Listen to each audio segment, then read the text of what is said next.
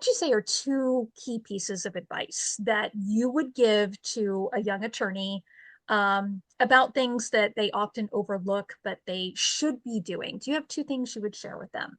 Absolutely. So first and foremost is go to the courthouse.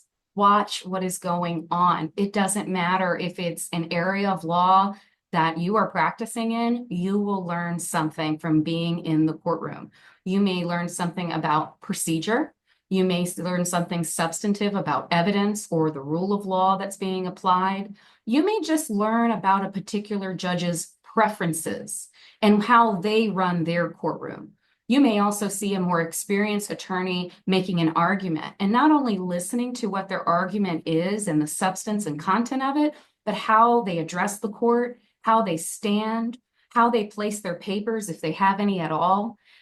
All of those little observations that we can make passively in the courtroom really contribute to our growth. And I feel like the more recent attorneys that are coming out of school post-pandemic don't have the benefit of being able to access the courtroom or aren't encouraged as much. And I want to remind them that our courts are open. They're public forums with some exceptions, but you're available to go online and watch dockets via Zoom if they're being held virtually. You can walk into a courtroom anywhere in Florida and just sit down and watch with some exceptions.